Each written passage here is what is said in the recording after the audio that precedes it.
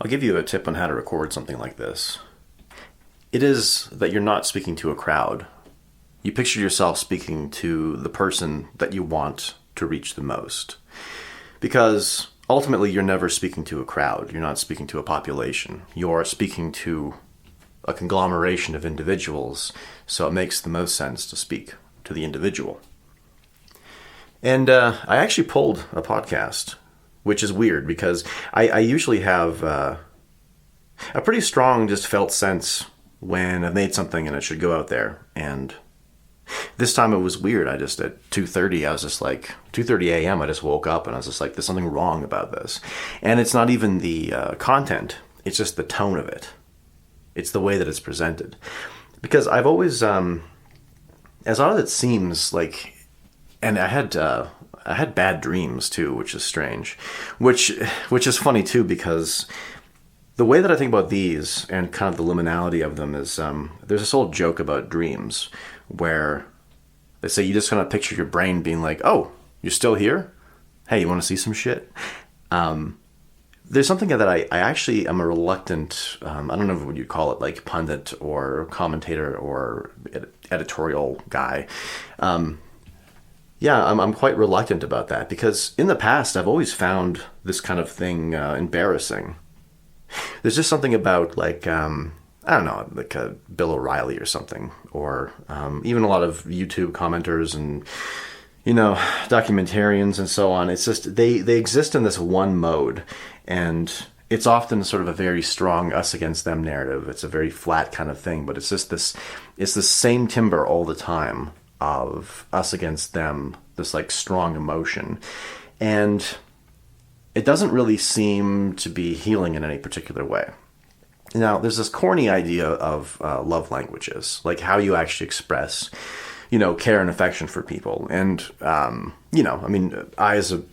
don't like flowers, and I don't like gifts, and I don't like celebrating people on one particular day. I think one, because birthdays are always kind of like an emotional reckoning for people, where this is the day where all of your reputation and all of your everything that you've done in your life and the relationships around you, it's all a reckoning right then. You find out on your birthday who your friends and family are, and like who actually likes you and to what degree, and the care of the present and everything. And I just don't think that human relationships should be subject to an audit and a day of reckoning. And I also tend to view care and good relationships as a continuous process. So like every single day to sort of lend whatever you can offer to those people. And for me, I think that the main thing that I seem to do for people that I care is offer coherence.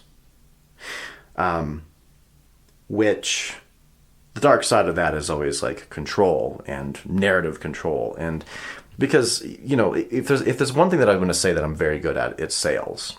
I'm a great salesman. And, sales gets a bad rap because, the used car salesman, yada, yada, yada. But it's funny because it's the only profession that is sort of defined by its worst.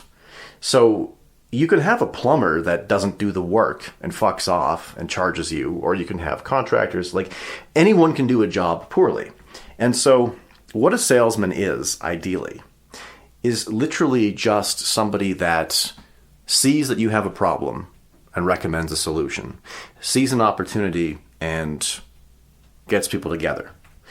Subject matter experts that give you something. So, a psychiatrist is a salesman, right? Because you've got a certain schema, and then they tell you a different schema. They put you in touch with a technology, with a way of being. An intellectual is a salesman. A politician is a salesman. It's just because somebody is dealing in material goods.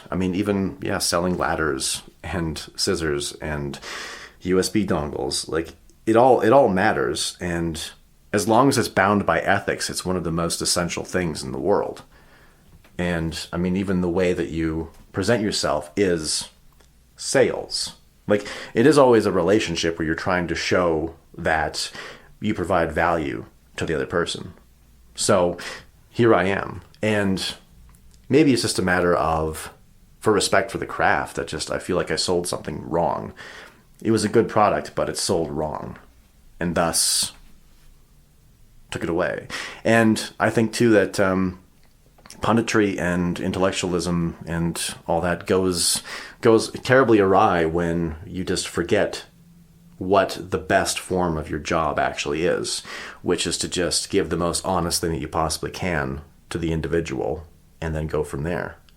And, I like levity. I mean, one of the reasons that I like Tucker Carlson is because he's got levity. He doesn't take it too seriously. But at the same time, levity can kind of transmute into condescension because you're dealing with heavy subject matters. You don't want to make it appear as though you're laughing at somebody.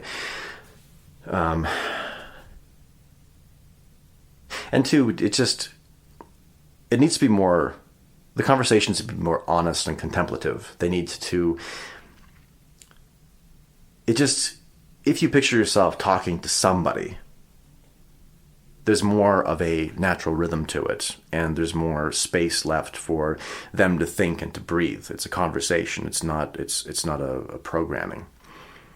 And what the topic is essentially the breakdown of negotiation, like how that looks, and what even is the negotiation that's going on. Now, a bit more on my motivation. One of the other reasons that I'm reluctant at this is because the reason that I do it is because I've long lived in situations where I can see with just some kind of modification to the worldview, to some modification to behavior, to just taking one moment to look outside oneself, take a broader view of the situation, that people would realize that they are the engine of their own happiness, from the smallest to the largest. And it's just this psychic pressure of seeing something that could be so beautiful and work and give you the kind of beauty that you can only glimpse at usually, to just actually see it in the world. That is what I'm trying to give people. That's what I'm trying to communicate. That is what I'm trying to sell. There's this line from, I think it's called The Master Song by Leonard Cohen. And there's a line, starving in some great mystery like a man who is sure what is true. And that's what I'm doing. So it is a matter of, it seems perhaps obvious. It seems that I just need to say it. And that is the entire motivation behind what is really going on here. Now, the other thing too is that, so if we're talking about negotiation, so it's good to just remember that there is a sort of crystalline structure to reality. And it's sort of like the rules of physics are the same. And you can imagine it sort of like being in a house and there's a locked door somewhere. Now, you know that if you drop a vase on the ground, it'll shatter in the living room, and you know that it's true in the locked room. So even if you haven't opened that locked room, you at least know the rules of engagement with reality in that room. And that is why I'm trying to develop the sort of universal architecture of how things actually work from each layer of human interaction, from the self to the political all the way to the divine. Now, the breakdown of negotiation. So essentially a negotiation is like the ideal negotiation. So we'll think about this like, salesman. I'm going to go full Willy Loman here. To do it honestly, the terms of what you're selling have to be as transparent as possible. The conditions of what you're selling have to be as transparent as possible. To do it honestly, you have to have properly identified somebody's need and properly identified a solution. And, you don't give them a shoddy product. There's no duplicity. And it's sneaky because you're obviously trying to feed yourself, which is, I suppose, the ego, what is supposed, comfort. One of the reasons that I don't like pundits is because there's a there's a way in which I think a lot of what they do, like just like the red-faced screaming and like just this constant conflict, and like it's always just a charge and it's always a revolution, and it's so much of that actually seems like self-soothing in the sense that a negotiation is interrupted by noise. So within the individual, you can think of the noise as, the self-dialogue and the self-determination of terms is clouded by neuroses. It's clouded by distractions. It's clouded by counterproductive behaviors. Like if every time you're about to feel something, you reach for your phone and scroll for an hour. If every time that you're about to feel something, you have to intellectualize what you're about to feel, to explain it away, right? To put it into an architecture that is self-referential, and thus you can agree with it. This idea that, I mean, you may not believe me, but understanding the bifurcation of the brain and modes of attention has radically remapped a lot of the ways that I think about things. But we've got very broad attention, relational, holding of paradox, and then there's very narrow attention where you can put everything into an architecture, which is not useful if that architecture, being self-referential, there's not a lot of room for input and change to the structure. Because when you make a structure, it's very easy to just live in it forever. Now, I'll give you a practical example of that. Is just the idea that if you're dealing with another person, you say, here's this guy. He's always late for things. Here's this guy. He's unreliable, whatever. And you just have like this sort of still image of a person, and you don't. Now, that's necessary because if you're planning a meeting or you're planning something to be done that needs to be done punctually, you don't want to have the guy that's always late. But it's not served, like humanity in him is not served unless you take a broader view and you begin to wonder why he is late. I had a friend that she was called for a reference for somebody, and the person was like a really, really, really good worker. No question about that. And then, at some point in giving the reference, she said, yeah, no, she always showed up on time. And then the person that was calling for the reference, well, yeah, but she was 20 minutes late for the interview. Now, the context to that is that this person has a terrible family. And there's this thing that terrible families do when you're about to leave the house. That is when they really sink their claws into you. And that's when they, like, everything that you've ever done wrong for the last decade is needs to be litigated at the moment. And now the actual function of that is to just like, here is somebody trying to be independent from this structure. They exist as sort of like a lot of those households, they kind of exist as, it's neglect, but then they pick somebody to be the stress relief icon, like the person that like you come and you bully to just lend coherence to yourself.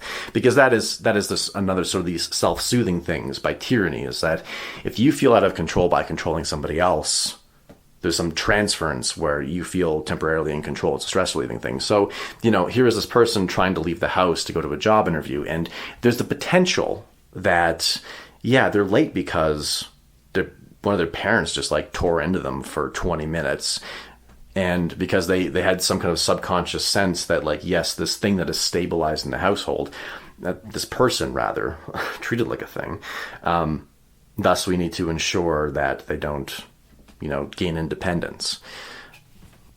And so when we're thinking about this person that is late all the time, well, to have empathy for potential extenuating circumstances, maybe the person is late because they stay up till 4 a.m. every night because they hate their life and they don't want, and they're constantly trapped in this whirlpool of just like, I hate my life, but I still have to go through all the motions. And it's just kind of like this small act of defiance by not getting proper sleep.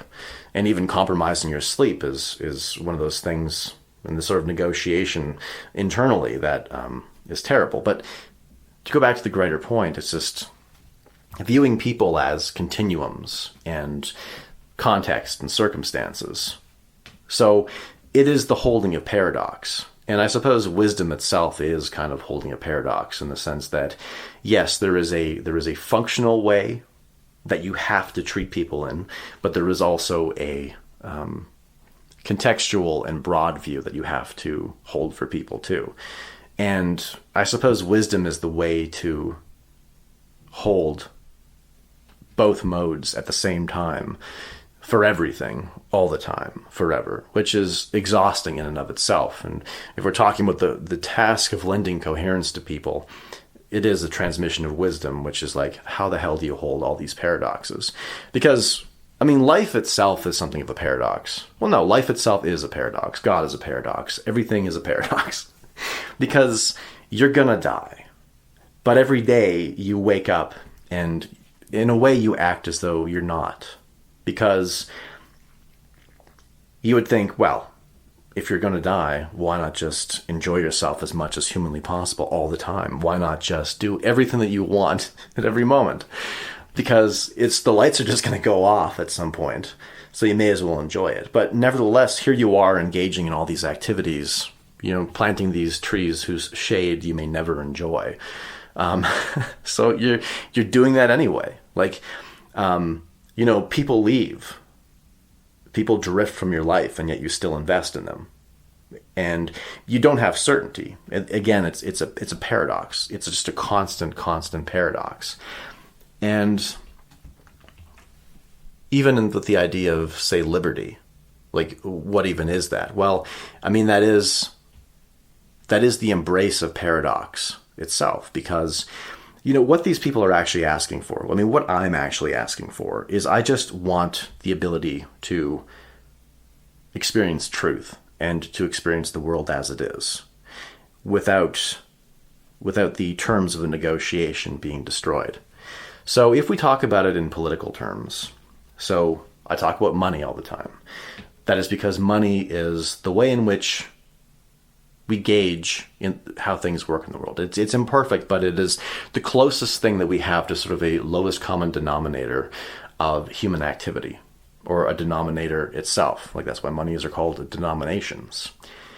And it's the only way that we can even begin to measure if something was efficient or not efficient, if something is expensive in terms of and it's not money. Like, money is a translation of your life. It is your time. It is your effort. It is your will. It is everything that you love, right? It's everything you buy, beg, borrow, or steal, right?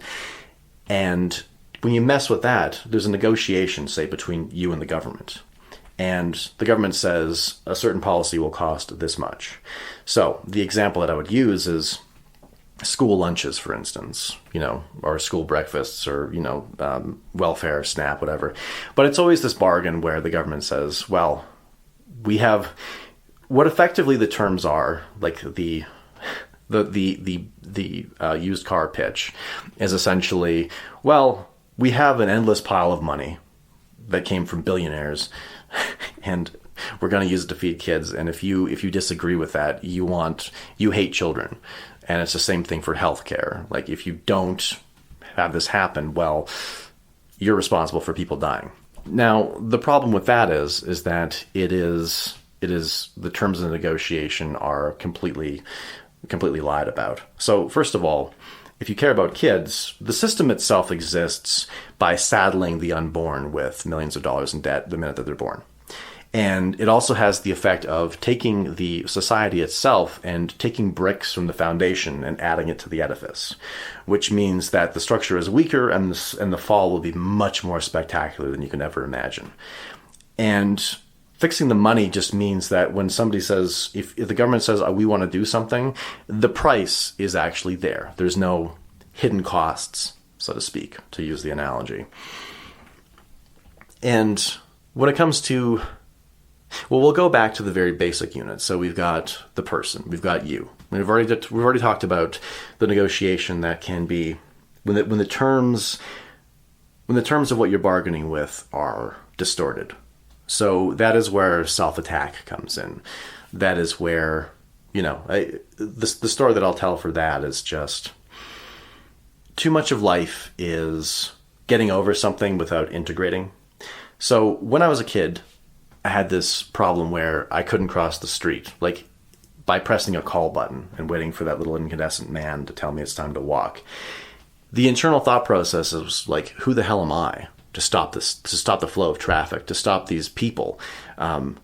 Do I even deserve that much acknowledgement? And I had to do it eventually by necessity. So I had a job or I had something to do, which required me to cross the street, and you just grin and bear it.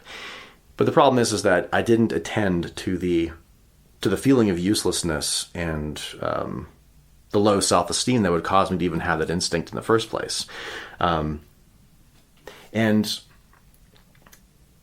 that is the issue where these things sort of sneak up on you. They're always kind of omnipresent if you don't deal with them. So I suppose facing your fears does have an article of just do the thing, but you also have to do the inner work along with everything that's happening. So when I would talk about politics and proxy activities, so going out and protesting and door knocking and all these things, I think that it could be misunderstood that I was talking about how these are proxy activities you shouldn't engage. And I realize that it sort of implies this expectation that you need to be psychiatrically perfect before you actually advocate for yourself in the best way that you can. And what I would say to that is no, it's better done than perfect. And if you're just trying your best to express your will in the best way that you can, provided that it's nonviolent, go ahead. That is part of the process, actually doing it. It's just, it only becomes a proxy activity if one is not doing the necessary inner work at the same time to just make sure that what you're doing is more authentic to who you are and what you actually believe, and leaves room for you and your self-growth. So it's not being used sort of as a self-soothing exercise. It's not being used to distract you from something. That's the qualifier I want to add to it, because if it's all that you have to express yourself and your will, it's transferable skills. So the logistics and conversations and moving around and engaging with systems, everything is transferable. Every conversation is transferable. Every bit of experience definitely helps you. It's just, you have to remember to work on yourself in the back end. And thus, this is the reestablishing of the terms of negotiation for the self. Now, when it comes to the family, there is a breakdown of negotiation that can happen there too. So you've got the family that is too restrictive, and you've got the family that is just anarchic in a sense. And it's this idea of anarcho-tyranny, which is the idea of, there's a structure that keeps away better structures, there's a structure that keeps away better structures, but the structure that is there is non-functional. So you have laws and you have a legal system that is pushing out the competition, but internally it makes no sense.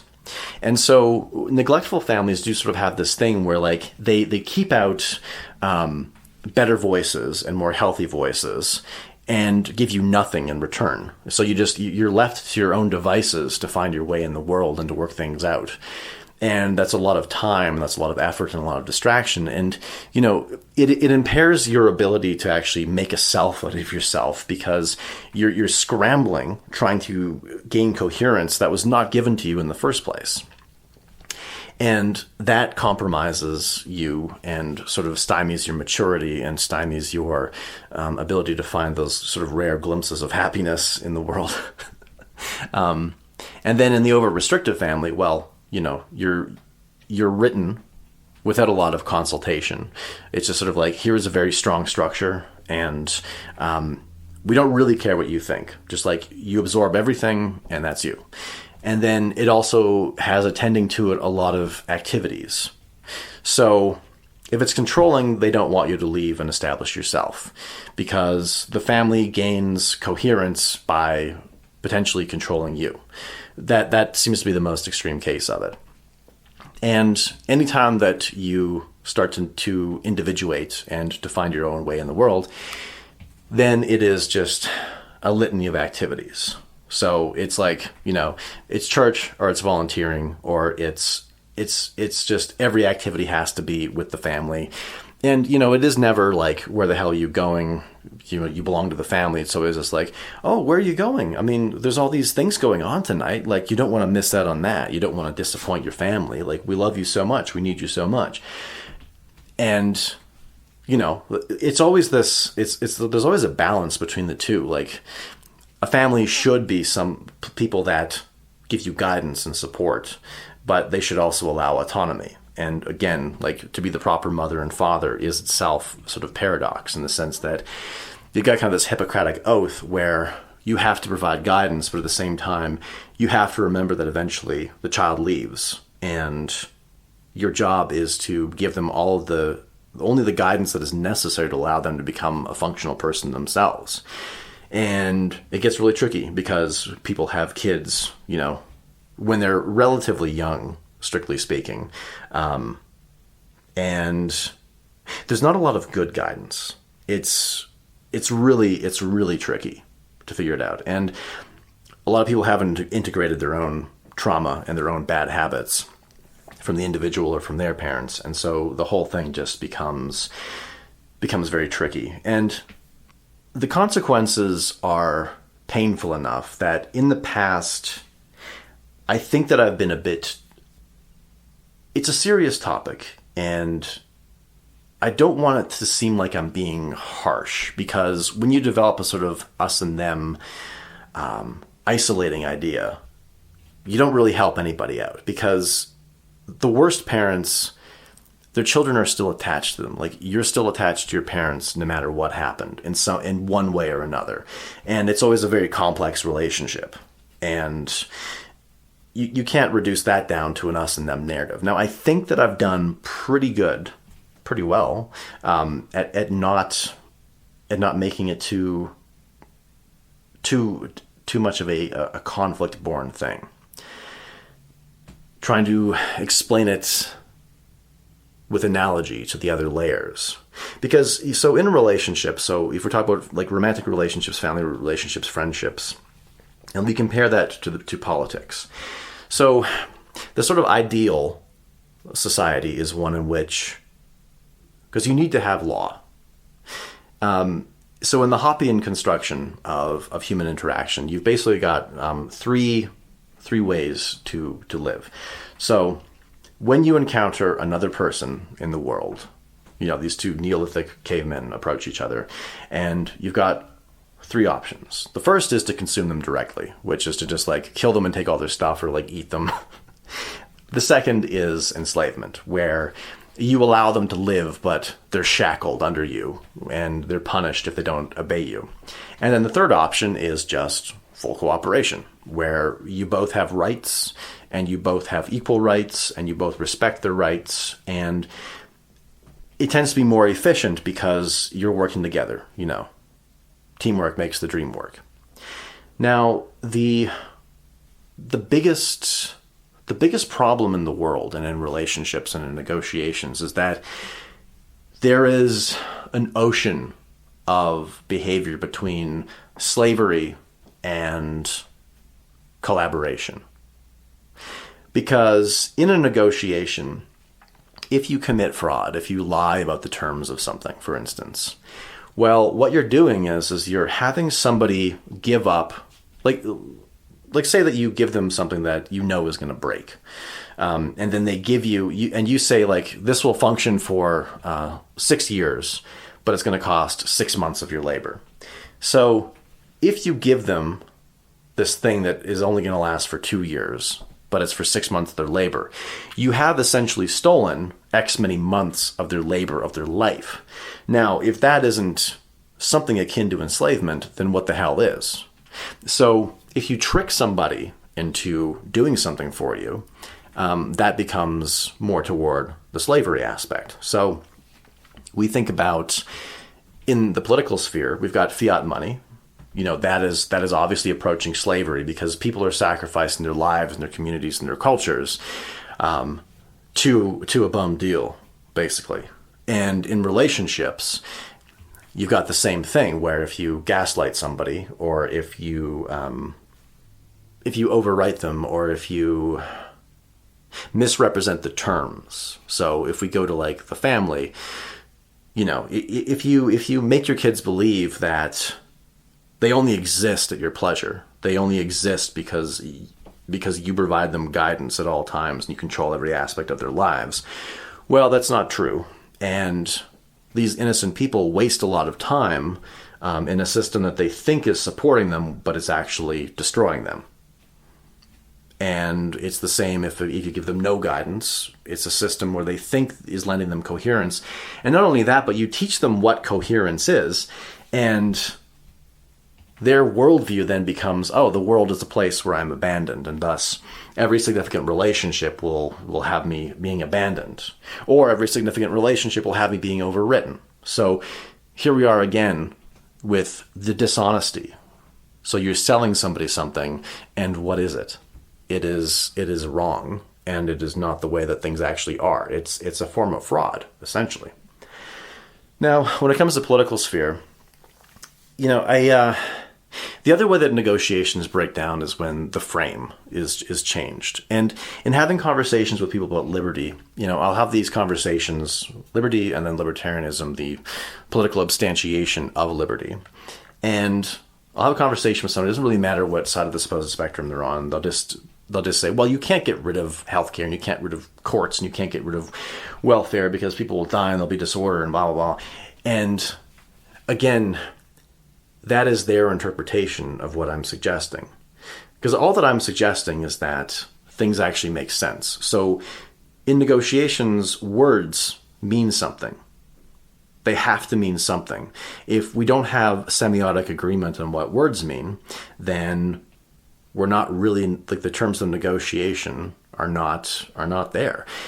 So they experience liberty as collapse, and thus I would get locked in their frame where they could say that I'm being impractical, when it's not a matter of getting rid of everything automatically. It's just a matter of establishing weights and measures and linguistic and epistemic congruency so that we know what the hell we're even talking about. Like, liberty is just a matter of truth in relationship. That's all that it is. That's all that I've ever wanted as a person, is to just know what I'm dealing with, because I make plans based on what I'm dealing with. I make decisions. I determine who I am by what I'm dealing with. And when you mess with that, you're destroying me. It's destroying you. It's destroying everybody if we don't have agreement. So don't accept the frame. Just don't accept the frame. Like, always look beyond it. And just make sure, like, every debate, there's this kind of old saying about how, like, every debate basically ends when everybody defines their terms correctly. The debate is endless because either party is just sort of speaking to the wind. And, we think that this works for, like, we always think about negotiation with two parties that are trying to get something for nothing, or are constantly trying to economically maximize the transaction. But the thing is it works between, and it's essential for commensurate relationships, for people that actually love each other and actually want to do something together. It's very important to have a common language. If you say, I love you, love actually has to mean the same thing between two people for it to actually have any weight to it. And so let's go back to semiotics. Well, we'll talk about law. So law in a modern democracy. So constitutions are romantic. And one could even say that they're more right hemispheric, so to speak. They're more tolerant of paradox, because they establish the very basis of law. And they rule over so many complex, specific relationships with the greatest and most broad and most encompassing picture of what a society and people are.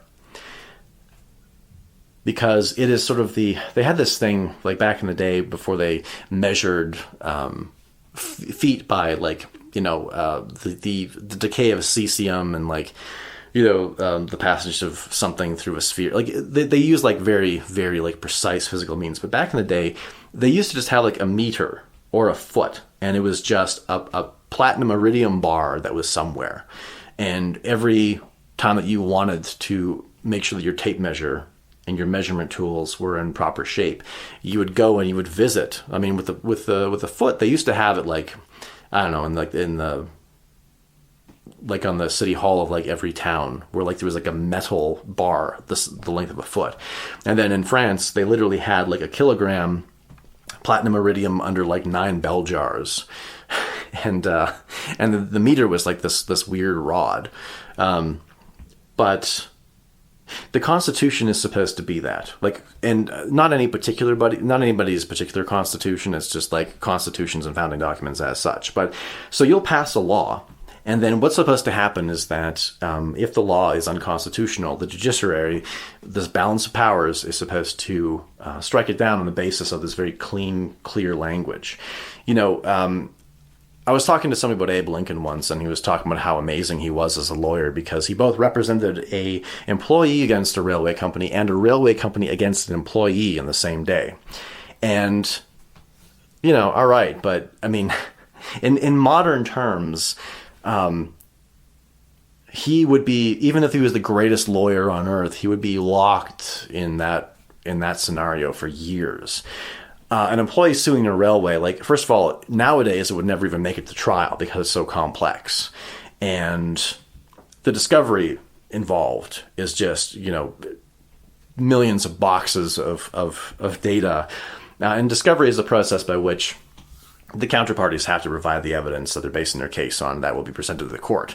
Everyone needs to have discovery of the evidence so that everyone can see what the trial is actually going to be about, and so they can formulate responses to all the evidence that's being presented. So that's where you hear like Exhibit A, Exhibit B, and I mean I've been handling things where sometimes the exhibits are in the hundreds and thousands, and so usually you just settle out of court because the process of doing it right apparently massively exceeds any benefit for either party financially. So it behooves one to settle out of court. But like when law becomes so complex, you realize that settling out of court is just kind of it's sort of a wishy-washy kind of. It is a form of anarcho-tyranny itself, because we don't really have a consistent set of laws. We just sort of have this attrition of time and resources where we're just sort of negotiating with a law system that is broken and is overly bureaucratic. No one can actually have a satisfactory outcome. Nobody really knows what the law is. Now, when it comes to legislation and being mired in that all the time, well, the thing is that, so the way that law and legislation works is that the judiciary is supposed to look at it and compare it to a constitution and strike it down. Now, the first thing is that basically the minute a constitution comes out, the judiciary will will make an obvious error. Like, so, they had the debate about the draft in the United States. They have an amendment that says no slavery. The draft is slavery. But then the courts just say, you know what, it's not slavery. And the way that it works in positive law, in common law, is that once you make that ruling, the precedent then becomes the new law. And the precedent now supersedes the basic constitutional documents. And the function of the judiciary is to sort of function as a clerical class, like a spiritual class, a priestly class that actually says, aha, no, the language that you think is being used here, so like we'll use like the Second Amendment, shall not be infringed. What they do is they basically say, no, you as the people are too dumb and ignorant and unknowing of the greater context to know what shall not be infringed actually means. So even though in your own life and on every layer of interaction, and this goes back centuries, shall not be infringed has meant the exact same thing in every context. It actually means a very special thing in this context, which you can understand because you don't have the secret Gnostic wisdom that we, the court, and the clergy and all the people dressed like Santa Claus have determined you cannot understand. And then that law becomes the new law. And then, so in a way, like a lot of legislation it's not really that important. And, if we go back to this sort of idea of establishing busy work, in all, like, because there's always got to be noise when you're being grifted, so to speak. There always has to be a distraction from you actually reaching a conclusion about yourself or about a relationship or about politics. And the court process and legislation is sort of these firecrackers that are thrown into the court to just, because you can't think, you're always constantly shocked by it. So you've got the distraction of the anarcho-tyranny, which is, the measurements and words and everything, they don't really mean anything. You're disoriented, you're confused because everything is shifting and changing. It's very sort of Alice in Wonderland. It's hallucinogenic. It's disorienting. You don't know what is up, what is down. What does this mean? How long is this? What is this going on for? And then you've got the actual, the process of actually suing the government and going through the proper means to change laws. Whereas what it actually ought to be is just like a constitution is like, it is that meter. It is that bar in the town square to which you can take every single thing and measure the negotiation and the terms of it against that. And so what liberty and libertarianism is just restoring that meter bar to every single relationship you can think of. And so it's not really a political position. It's not like a certain wording of something. It's not a certain, they're not ink stains dried up on some lines, so to speak. It is literally just, we need things to mean what they mean, because that's all that matters. Things have to mean what they mean. And I'm thinking about, one of the other traps that the pundit can have is that there's not a lot of sympathy and not a lot of empathy for, sort of the other side. And so I would think, like, my response to that is essentially that liberty and freedom-minded people, they're more about trying to understand the opposition than the opposition tries to understand us. And I think it is because, and it's not an egotistical thing to say that we're more coherent and we can see a greater picture. And that is not a call to feel superior. It is a call to recognize that we're in the position of responsibility where we have to reach them. We have to communicate to them. Now, some people are way too far gone and they become violent, and it's just a matter of self-preservation that you can't reach them. But what you have to remember is that in the fence-sitters and the centrists, the voice of the extreme is in those people.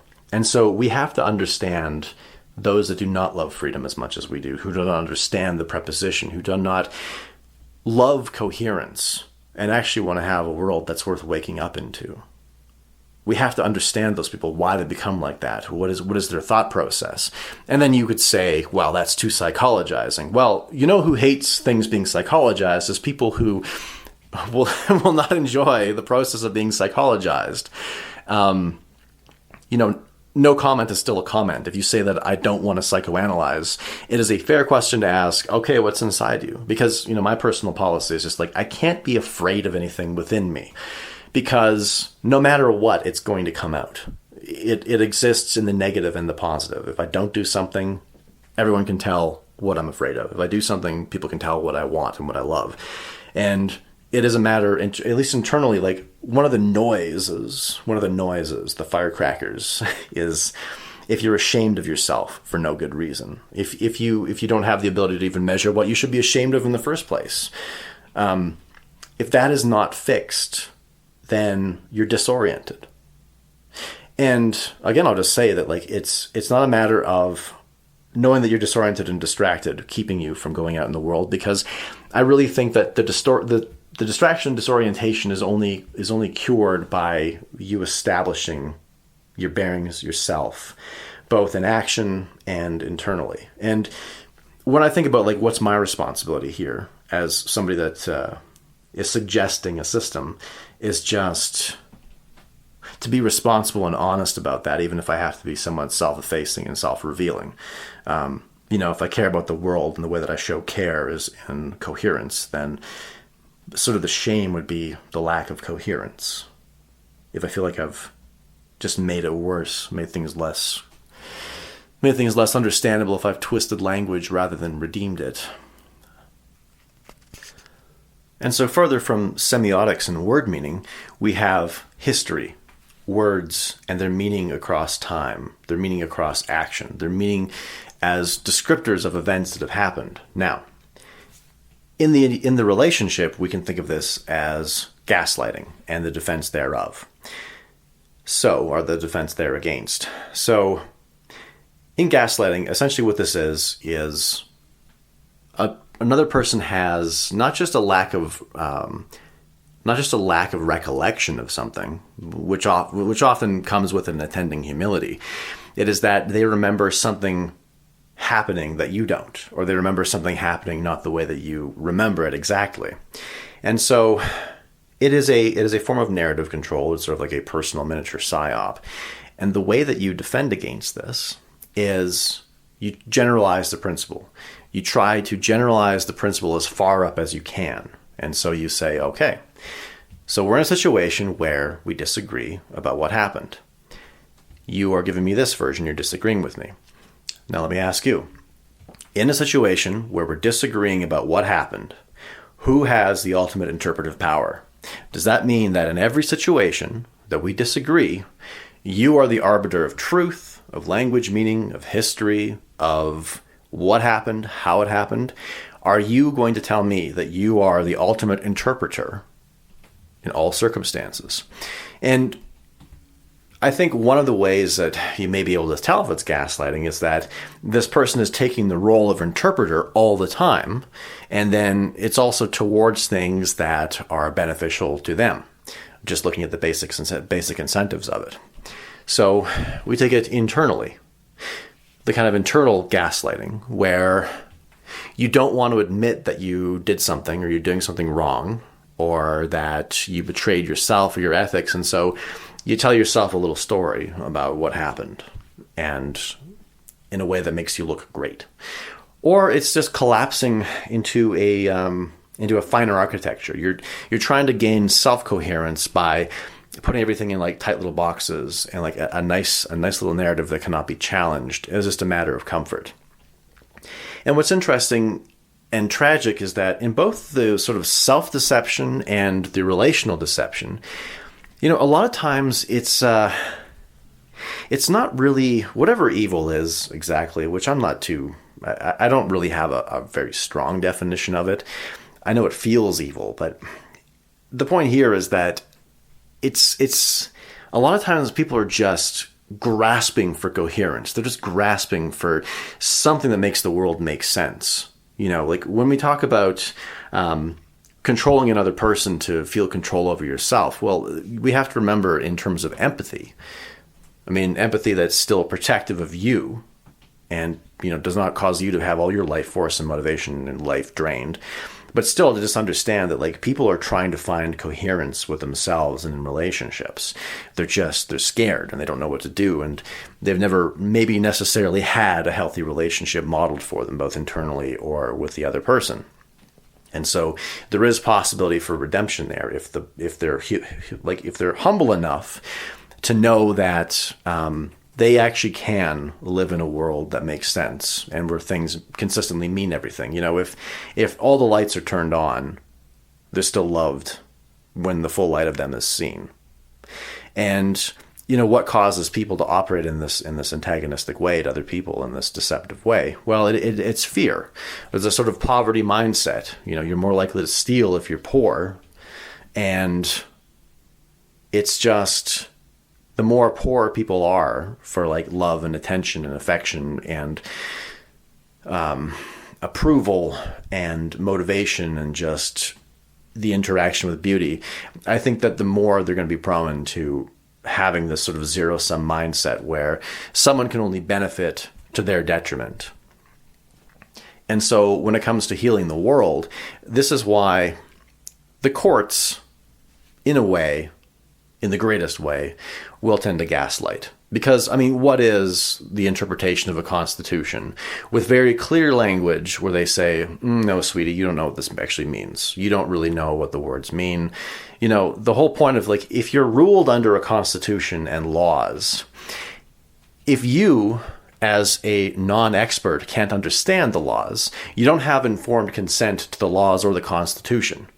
If you can't actually understand the terms of the very things that rule your life, then they're not actually terms that rule your life. They are terms that give you the simulation of coherence. And again, it is back to this anarcho-tyranny where you have a system at all layers that is stopping a better or different system from coming in, but at the same time, it is a hallucinogenic manner of thinking and being. And it's the same thing. So, like, I would think that within yourself, there's a conversation where you're like, all right, does this certain part of my personality and this certain desire and wish and way that I've been going, does it demand to always interpret everything? And then you would look around and say, well, am I happy? Am I in the place that I want? Am I consistently safe in every possible way? Am I having anxiety all the time? Am I sleeping well, et cetera, et cetera, et cetera? That is your way to at least ask yourself, like, do I need some help here? Like, am I consistently okay? Not like beaming with happiness, but like, am I stable? You know, like that's the first way. It gets really tricky with self because, like, you have de facto ontological, physical, complete control over yourself. And that's why it's the hardest thing to deal with in the first place. In relationships, it's asking, like, do you have complete interpretive power over history and words and what has been said and what has been done? And then when it comes to the political sphere, it is you asking, like, so this small group of people has complete interpretive power, and it seems like they always have interpretive power. Okay, so what have you done to earn that interpretive power? And has granting you that interpretive power done the best for society? Am I happy? Am I better off than I was 5 years ago? And it seems like a very trite, obvious question, but people don't really ask these things. They're so scared of losing the institution. And that is sort of the way in which anarcho-tyranny maintains itself, is like people are more scared of losing a stable system, which is a good instinct, sort of, in the right circumstances, then going out into the world and finding the more chaotic, seemingly more chaotic and more uncertain system, where it's not always going to be guaranteed safety. And then when it comes to God and the divine, well, I mean, that's because we have so little information about who's up there, it becomes very difficult to challenge this idea of interpretive power. Now, I made reference to Jung and his conception of it in an earlier podcast, was that he doesn't understand his own creation, and his uncertainty is mirrored in us. Like, we're made in his image, we're uncertain, perhaps he is uncertain. Thus, we have the idea of Christ being sent down as a way to understand human suffering, as a way for him to understand his own creation better, and marking the transition from Old to New Testament. So, or just this idea that when I talk about that, how the laws of physics apply in another locked room, well, I would think, well, consciousness, the divine, is sort of like this extra dimension above consciousness that is like consciousness in the sense that it's entirely indescribable, but is for everybody at all times. It gets a lot trickier, but like, what can we take this down to practically?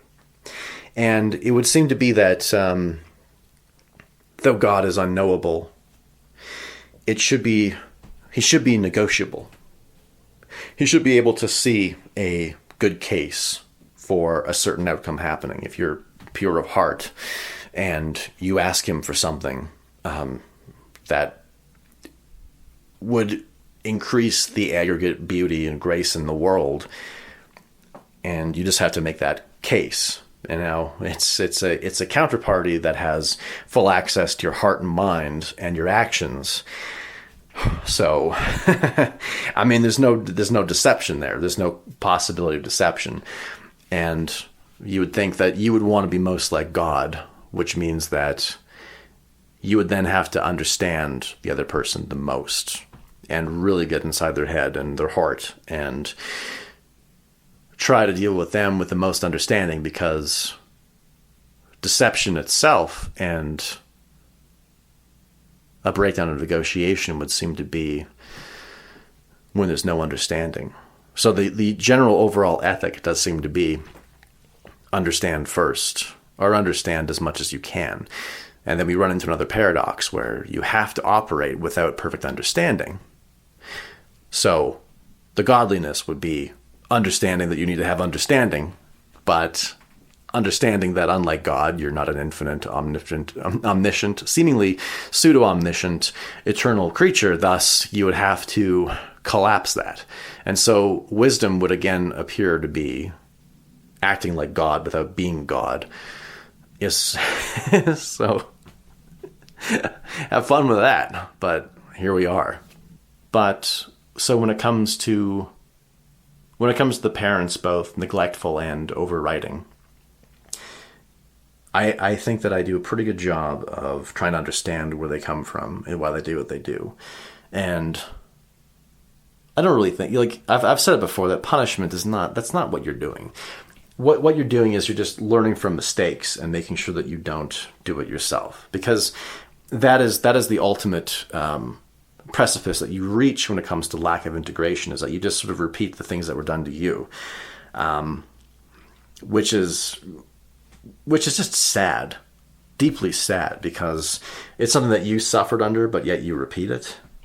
Like that's, I mean, you know, when I think about Dante's Inferno, I always think it's always a circle of hell, right? And I just think like that has to be, that's not architecture. That is some comment on the fact that all these sins and tortures and terrors are cyclical. They're self-propagating. It's a feedback loop. And it's just a matter of interrupting that and redeeming it somehow. So yes, we've got the individual and we've got the relationship. And I would say, so another thing with, so semiotics and messing with language is one thing. And a little aside to magic. And, you know, magic is not kid stuff, actually. Magic is not, it's an archetypal expression of changing reality through language. And maybe it could be a bit more feminine coded, because, you know, I suppose women not having the same sort of ability to rely on aggression and other sort of maybe more masculine coded facets, they do have to rely on language as a way to convince and seduce and to let you know, or to, I suppose, being deft at giving you a narrative where your aggression and your whatever can be guided by the smallest little things. A very good friend of mine, he would talk a lot about how men are actually the romantic ones, and it's actually women who are more of the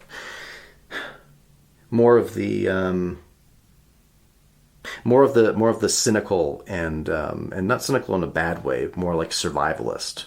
And just, you know, you just kind of think of like men are just sitting around all day trying to get something on the moon, and the women are like, yeah, but the children need to be fed.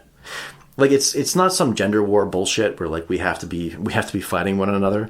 It's just, there is obviously like bifurcation of the brain and and this dimorphism of the sexes.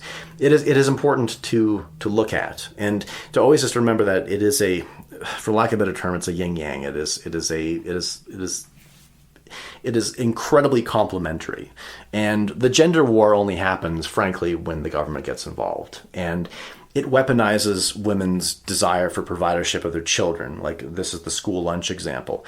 I mean, I know Roger Waters, his mother was a socialist because she was working in Britain at a time when children were coming to school without shoes. And if you don't know any better, what you want to do is you want to take all of the power of the, like if you see a child without shoes, you want to take all of the power of the state or whatever thing that you can locate as where the shoes come from and just give the kids fucking shoes. And if you don't necessarily know what is behind the architecture of the state, like that you're robbing 10 pairs of shoes from 10 children 10 years from now, like the suffering is only multiplied by this beautiful instinct being taken hold of. Again, by the terms of the negotiation being distorted by rhetoric and linguistic attack and so on. But, here we are when the state gets involved. So aspirational romance. Maybe we didn't really need to go to the moon, especially for how much it cost. And maybe men's cavalier, exploratory romantic attitude was incorrect. And so were the shoes, you know what I mean? And indeed, the shoes was a matter of men going to war and bankrupting Europe with their aspirations of a more perfect Europe based upon violence. So it can go terrible in either way. But I just, just this idea of women being the true bean counters and men being the aspirational ones. And I suppose we can't really confuse, women are very sentimental at times. We can't confuse that with being overtly romantic, but that's neither here nor there. It is just kind of a distraction. It's a whole other discussion in and of itself. But I suppose we can't blame them for being more reticent to change things and to disrupt the status quo. I think that their desire for safety and consistency is quite sacred. And, we can't come in and just give them this vision of the future that is perfect and blame them for not wanting to go along with it, because, for every expedition, people do perish in those. And those kids need to be fed. So we shouldn't be fighting one another. It is a matter of negotiation and balance. And between the sexes, it really just is. The distortion of this sacred bond is the government. It is, and the government is just interchangeable for the breakdown of negotiation, that ocean between slavery and cooperation. That is where we lose each other. So just remember that every time that you're engaged in some kind of gendered bullshit. Just think I and a woman meet in an open field. What is there between us, honestly? What is there between us? Now, when we get to God and the breakdown of the relationship there, the negotiation there, well, I have this idea, one, I'm incredibly superstitious if you ever quote scripture to me, because I think that I just feel like the Bible finds me and God finds me. And I'm a little concerned with prayer, because a lot of what I hear about, I wouldn't even say when you pray to God for something and then something happens, a lot of these stories of it seem to be like these radical twists and turns, like this roller coaster full of 90-degree angles where, the thing you want isn't actually the thing that you want. And you're showing that by some tragedy or something. And it's just it's never that I see something and I would like the opportunity to see it through. And I'm just I'm praying for it to happen. And then the frame shifts and the thing that I wanted wasn't actually the thing that I wanted. And I'm a radically different person. It's just for once, I just like to have a linear track, pray for something and have it happen. And two, there's this idea, so there's this horror thing, referred to as a monkey's paw. And what it is you get a monkey's paw and then you push down one of the fingers and then you get a wish granted. And the classic thing was that, this woman wishes to have her dead son come back to life. And so she pulls down the finger of the monkey's paw, and then the magic happens, and then there's a knock on her door. And the horror aspect is obviously, well, wait, is that like some kind of like zombie version of the son? Is the son restored? Like, is the son been to hell and like he's come back to life? Like, and then so ultimately she just doesn't answer the door. And it's just, I have this fear of prayer being kind of a monkey's paw thing where I'm almost reticent to do it because like I don't know necessarily the terms of the negotiation. And it's existentially sort of terrifying because, you know, I'm not a particularly religious person, but it's just, I feel like this presence of God everywhere. In fact, it's actually like, it's something that I can like physically, I've got this thing where, you know how you've got like this, the spectrum of emotions is like, you've got 24 emotions, happy, sad, pensive, embarrassed, whatever. Like they're very distinct emotions. You can sort of put them on a periodic table of emotions. And so I think that there's classically like, you know, 27 emotions. Okay. The thing is that I experience things like colors. Now, the color red is often associated with anger, and that is because people turn red when they're angry. The color red is associated with heat because, you know, a black body, like a poker, turns red hot when you heat it up. And that's the feeling of like blood, and that's a visual cue of like blood rushing to your face, and thus the color red is associated with anger, embarrassment, etc. Now with me, the color red is actually its own emotion. And different shades of red are different emotions. So a kind of orangey red or like a kind of oxblood, they represent individual emotions that are just as strong and real and differentiated as happy, sad, lustful, embarrassed, terrified, like all these traditional emotions. And so, you know, I've got a lot of different information coming at me because like I'm experiencing the emotions of colors. So I see the color, but then I feel like an emotional signature of a color. And, you know, I can communicate to you what happy means or what lustful means or what angry means. Like we all have a very common language in that. Now with me, I can't describe to you what yellow and blue are. Like we only have commonality in the color itself, but I actually can't describe to you like this emotional artifact, this like secondary layer.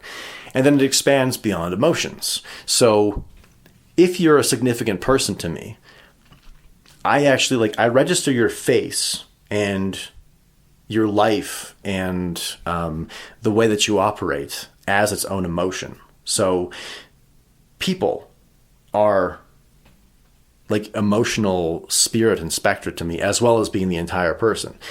Nothing that I've researched suggests that it's pathological, as most synesthesia is not pathological. You know, like when you see like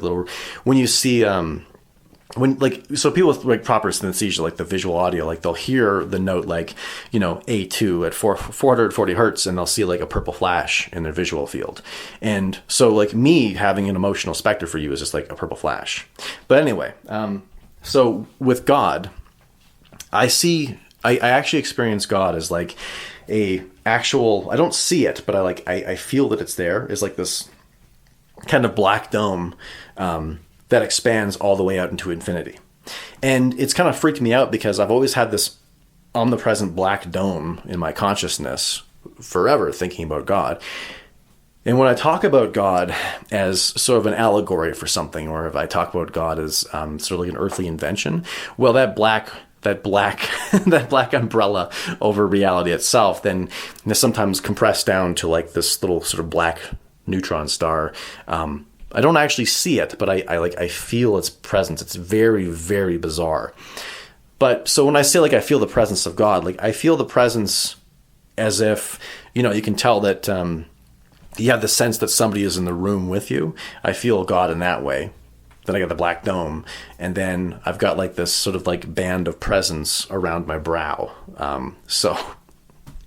But anyway, so when I think about the divine and this sort of monkey's paw thing, well, I mean, the best that I can hope for in this sort of crystalline structure is that, and, you know, I've heard too that the relationship with God and Christ and everything, it's not like you show up to a church and you just like feel it and you feel the relationship and like you're supposed to like walk in there and it's like a flash of light and you're like, revelation is continuous and forever, and I'm saved. And, because I've often just been freaked out in church. Like, I felt it's been unsettling. People talking about God and Christ has been just unsettling. Like the feeling of walking past a graveyard. By the way, graveyards, they have their own emotional spectra, which I cannot describe to you. But like, I literally experienced church and people talking about God and religion as like graveyard death energy.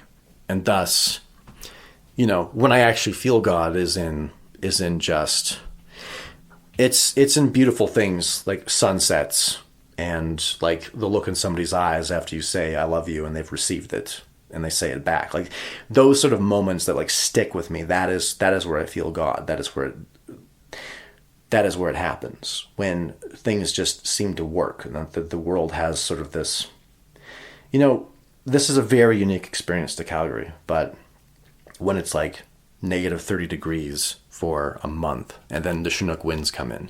And there's two things that happen. Like, so the air is very cloudy when it's like negative 30.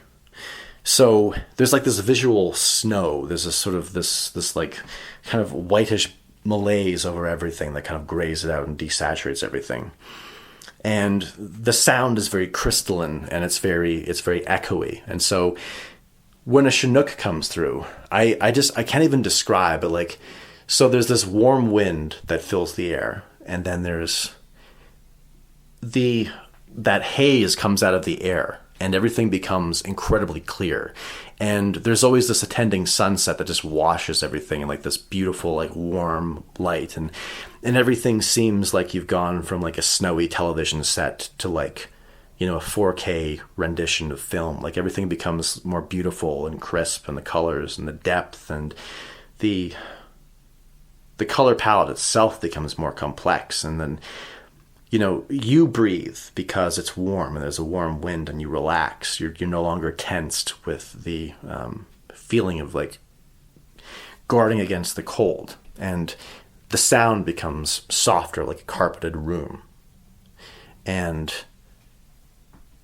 that is the experience of God for me. It is not when I hear like organs playing, or I hear somebody preaching from the pulpit. It is literally just these periodic moments of just everything seeming to make sense and having coherence. And like really everything is like interlocking together. Then I would think the only way that I would really end this is when I talk to people about the proposition of coherence and of experiencing the beauty of the world, if only like a few things had changed, and like just seeing how much better it could be if only a few things changed, if only like a few incremental changes were made. Because, there is something like proxy activities or whatever. I mean, I think it matters in what it is. Again, like if nothing makes sense and you're just trying something to define your way in the world, and you're just like, I can't stress how important that is, and how I don't want to denigrate that with the caution that if the proxy doesn't have the attending inner work to it, that it's useless. No, it's very, very important. It's just, you have to make sure that long term, you're not avoiding something. You're not creating your own noise with it. You're using it for its best purpose. And so, for God's sakes, like, I don't demand perfection. Just demand some kind of ethics where everybody knows the terms are, and you're dealing with people as human beings, and the rights and the feelings of everyone are actually respected. And, I think that everyone has a very lived sense of what it is. And I think that the psychiatric pressure of not doing right by people is strong enough that I think that you can trust yourself on this. And I think too, like when it comes to protest and everything, like I just got to say, like I'm just kind of exhausted by even just like I just want to live, right? Like that's all that I want. That's all that I want out of politics, is just for people to be able to like live in honesty and truth.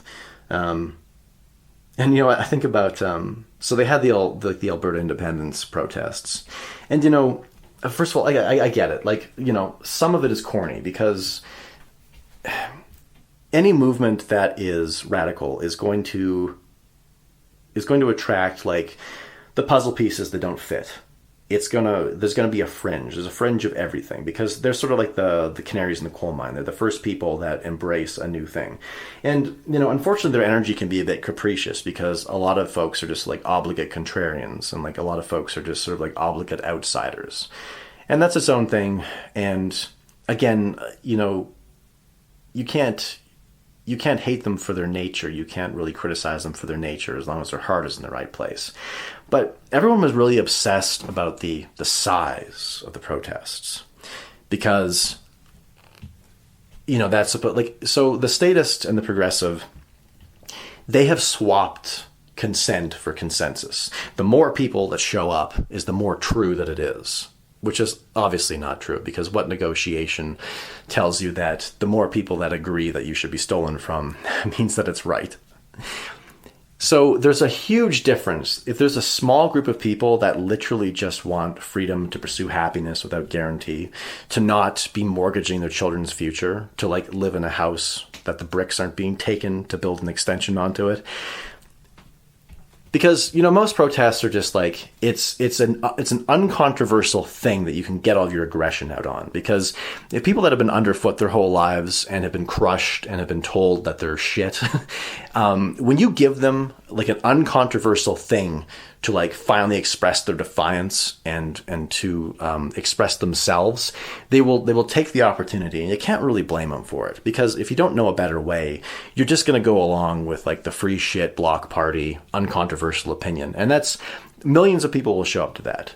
But 10 people, 20 people, 1,000 people, whatever, that are actually just showing up and then just in some way just trying to convince every layer of this negotiation, government themselves, the relationships, God itself, if they're just showing up and they're just saying like, I just want to know what the terms are.